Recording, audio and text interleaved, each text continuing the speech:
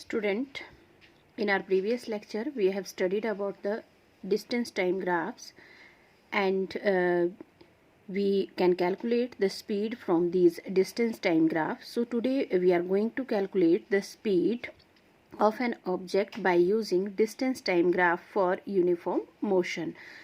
So first of all we have to draw the graph between distance and time, and we know that whenever any object it is in uniform motion, then it covers equal distance in equal interval of time. In this y-axis we have taken the distance, and in x-axis we have taken the time. If time is 1 second, then the object covers only 2 meter distance. If time is 2 seconds, then object is covering 4 meter distance. Similarly, when it have 3 seconds, then it covers 6 meter. At 4 seconds it covers 8 meter, and at 5 seconds it is 10 meter. When we join all these points, then we get a straight line, but this straight line it is passing through the horizon and having constant slope. Constant slope means it makes an angle with the time axis, and that angle is similar in every case. Now how we can calculate the speed of any object? We can choose any 2 points on this straight line. Then this point it is A and this point is B. We can choose any point. We can take A here, we can take B here, we can take A, B, any 2 point which you want to take.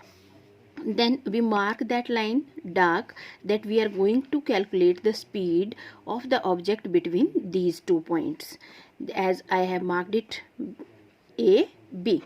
Now draw a dotted line towards the time axis and towards the distance, and we can calculate the change.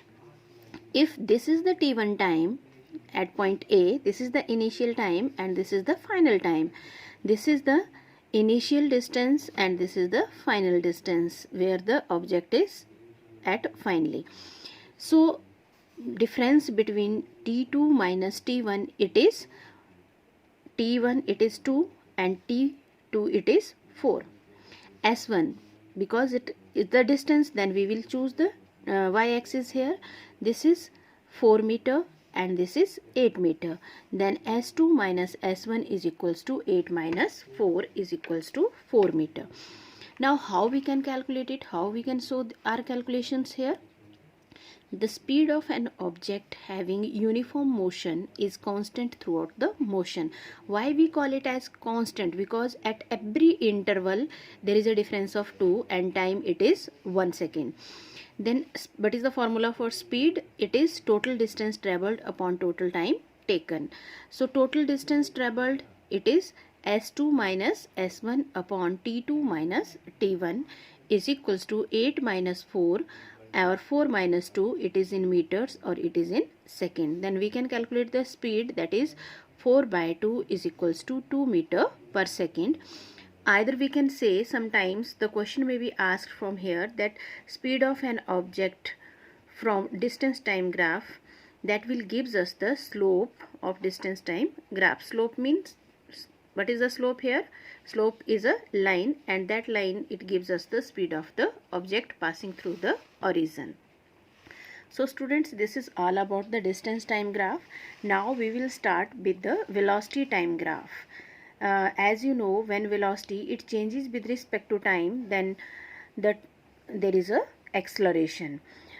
So in velocity time graph, again we have 2 variables, and one variable is velocity and other is time. As you know, time it is plotted in the x-axis and velocity it will be plotted in the y-axis, because velocity is dependent variable. Here we will study 3 types of graph. The first one is a velocity time graph of an object moving with constant velocity. Second, velocity time graph for uniformly accelerated motion, or third is velocity time graph for non-uniformly accelerated motion. So first of all we will take the first one, that is the velocity time graph of an object moving with constant velocity.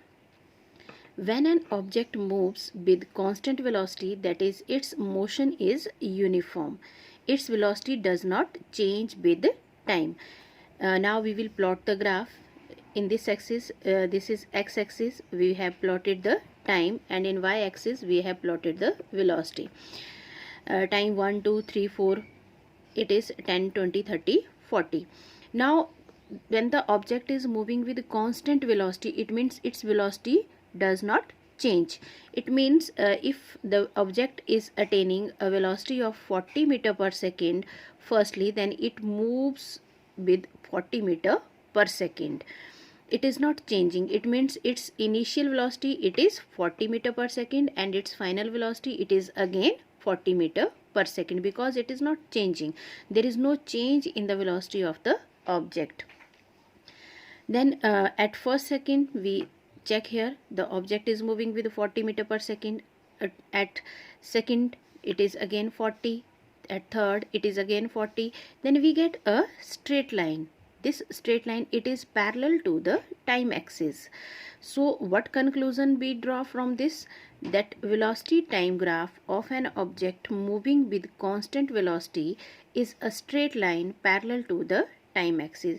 Sometimes this graph is given to you and question may be asked that give the conclusion or the result of this graph. Then you will write down this result here, that it is a straight line parallel to the time axis. These velocity time graphs, they are used to calculate, number one, acceleration, and second is magnitude of displacement. So students, we know that when there is no change in the velocity, then the acceleration of the object, it is equal to 0. The second, that is calculation of magnitude of displacement, that we are going to study here. How we can calculate? So again you will mark any 2 points within which we want to calculate the magnitude of the displacement. Magnitude of displacement means area under VT curve. I am considering this area that I have bounded between these two lines. I want to calculate this area. This is under the curve. So velocity of an object, there is no change in the velocity, then it is 40 meter per second. Time taken between A and B, that is T2 minus T1. This is T1 and this is T2. It is 5 minus 2 is equals to 3 seconds. Area under curve is equals to area but rectangle ABCD. What kind of figure is formed under the curve? We have to calculate the area of that figure. As you know, this is a rectangle. Then we have to calculate the area of rectangle here. Area of rectangle means length into breadth. So what is the length here? It is time. And what is the breadth here? It is the velocity.